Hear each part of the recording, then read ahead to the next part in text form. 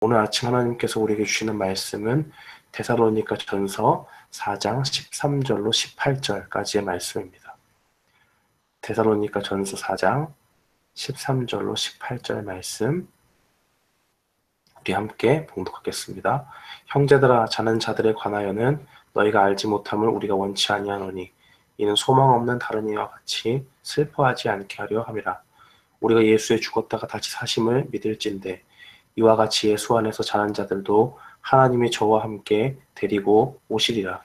우리가 주의 말씀으로 너희에게 이것을 말하노니 주 강림하실 때까지 우리 살아남아 있는 자도 자는 자보다 결단코 앞서지 못하리라.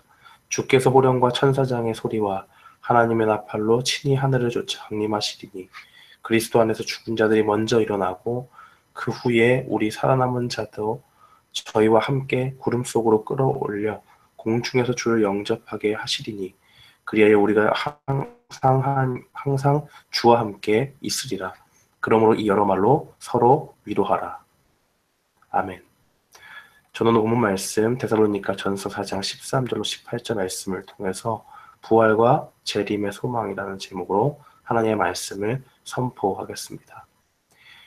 이 당시에 사도 바울이 데살로니가 교회에 쓰고 있는 이 편지 가운데는 큰 위로가 필요했던 상황들이 있습니다.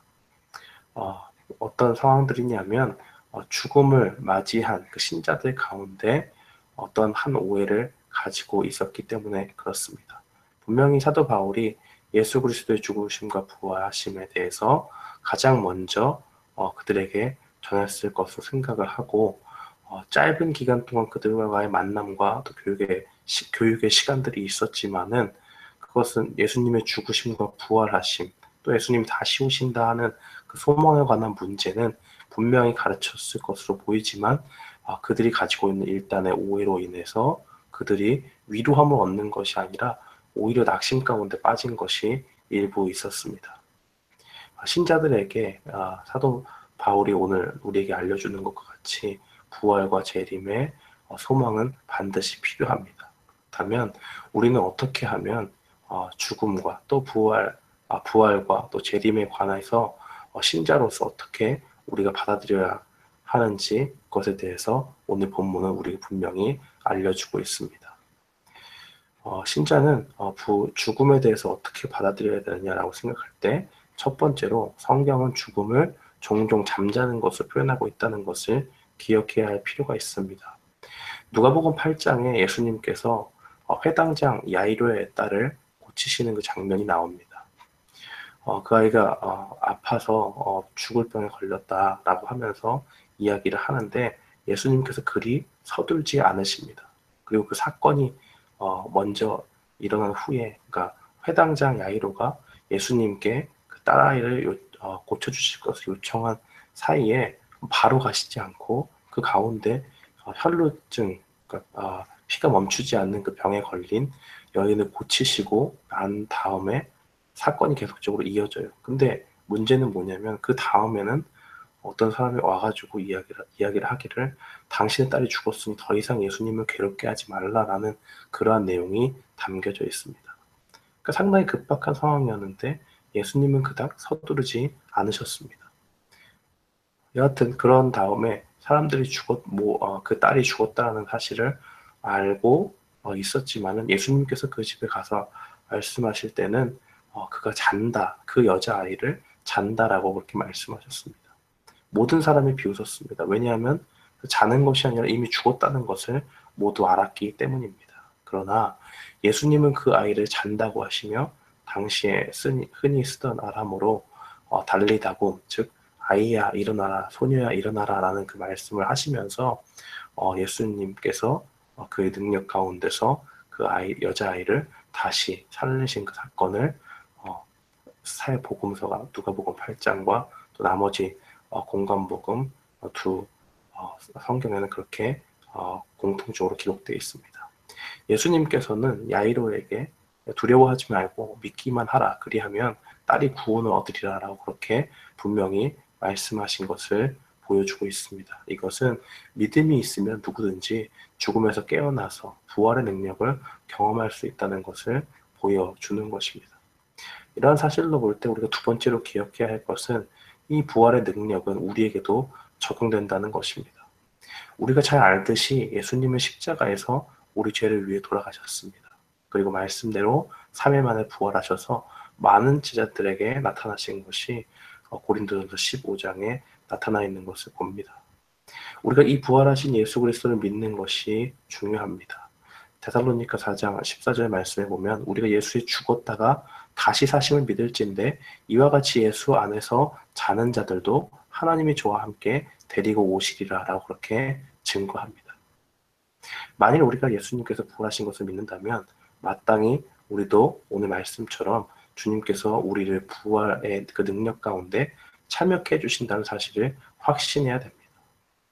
본문은 예수님 안에서 있는 자들, 그러니까 이미 죽어서 땅에 묻힌 자들은 영원히 깨어나지 않을 때 보이지만 마치 깊은 잠이 들어있다가 깨어나듯이 하나님께서 반드시 살리신다는 것을 증거하고 있습니다. 이미 죽은 자들을 하나님께서 반드시 살리신다면 한 가지 질문이 생기죠. 그것은 무엇이냐면 만약에 예수님이 오실 때 아직 죽지 않고 살아있는 자들은 어떻게 될까라는 겁니다. 우리가 이 문제와 관련해 세 번째로 기억해야 될 것은 만약 예수님이 오실 때 우리가 살아있는 상태라면 이미 죽어서 잠자던 자들과 같이 하나님과 함께 있게 된다는 것입니다. 사도 바울은 15절 말씀에 구체적인 신뢰를 말하고 있습니다. 주께서 하반절에 보면 15절 말씀의 하반절을 보면 주 강림하실 때까지 우리 살아남아 있는 자도 자는 자보다 결단코 앞서지 못하리라고 그렇게 증거합니다. 이 구절로 보아서 데살로니가 교회에 한 가지 오해가 있었던 것을 좀 알 수 있습니다. 그들은 예수님이 부활하신 것과 같이 자신도 부활할 것을 알았습니다. 그리고 예수님이 다시 오신다는 것도 알고 있었습니다. 그런데 예수님이 재림하실 때 죽은 자들은 그 부활의 영광에 참여하지 못한다고 생각하는 그런 잘못된 생각을 가진 사람들이 있었습니다. 그러다 보니까 13절의 말씀대로 부활의 소망이 없는 자들과 같이 어떤 사람들은 예수님 믿었는데 이미 죽었어요. 그러니까 아유 저 사람이 큰 영광에 이르지 못하고 죽어버렸구나 하는 그런 슬픔에 빠졌던 것입니다. 그래서 사도 바울은 예수님을 믿는 믿음을 가진 자 중에서 이미 죽은 자들도 살아있는 자와 함께 모두 하나님의 그 영광, 부활의 영광에 참여한다. 하나님과 마지막 날 함께 있게 된다는 것을 가르치고 있습니다. 그러면서 16절과 17절에 주님이 다시 오실 때 일어날 일들을 증거합니다. 주님이 오시는 날에 이르면 예수님께서 모든 사람이 알 수 있게 모든 신자들을 호령하시는 장면을 보게 됩니다. 요한복음 5장 28절로 29절 말씀에 보면 이런 말씀이 증거되어졌습니다. 이를 기이 여기지 말라. 무덤 속에 있는 자가 다 그의 음성을 들을 때가 오나니 선한 일을 행한 자는 생명의 부활로 악한 일을 행한 자는 심판의 부활로 나아오리라 그렇게 증거되어져 있습니다. 여기서 말하는 그는 예수 그리스도의 음성, 예수 그리스도를 이야기하는 것이고 예수님께서 호령하시면 그리스도 안에서 죽은 자들이 잠에서 다 깨어나서 일어나게 되는 것입니다. 그리고 그때에 살아있는 자들은 공중에서 주님을 만나게 됩니다. 16절과 17절 말씀은 예수님이 다시 오실 때 죽은 자들과 또 살아있는 자들에 대해서 기록하고 있습니다.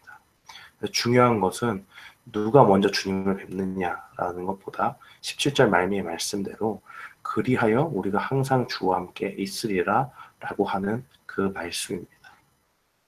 주님이 오시는 것을 볼 수도 있고 그때에 이미 주 안에서 잠이 든 상태일 수 있습니다. 왜냐하면 주님이 언제 오실지 모르기 때문에 그렇죠. 그러나 중요한 것은 잠든 자들, 살아있는 자들 모두 주님 안에 있으면 예수님을 구주로 시인하고 믿는 자들이라면 주님 품에서 결국에는 주님과 함께 있게 된다는 것을 분명히 기억해야 합니다.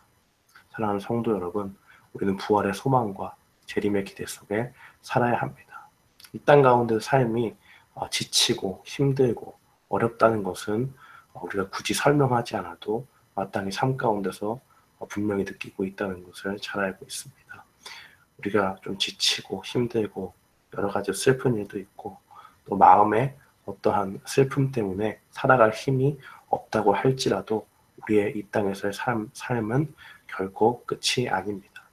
이 땅에서 예수님과 함께 있으면 예수님과 함께 이 땅에서 주님의 도우심을 받아 살아갈 수 있는 힘도 우리는 분명히 경험할 수 있습니다. 뿐만 아니라 오늘 본문에서 나온 것과 같이 우리는 예수님이 죽음의 권세를 깨뜨리시고 다시 살아나신 것과 같이 우리도 그러한 죽음의 권세를 이기고 주님과 같이 다시 살 수 있는 그러한 능력이 우리에게 주어진다는 사실을 분명히 기억하십시오. 그리고 이 땅에서의 삶이 힘들다고 할지라도 그 가운데서 주님이 오실 그날이 오면 우리가 주님과 영원히 함께 사는 그런 영광 가운데 들어간다는 사실 분명히 기억하면서 오늘 이 하루도 부활과 재림의 소망 중에 승리하는 우리 모두가 되기를 주님의 이름으로 축원합니다. 아멘.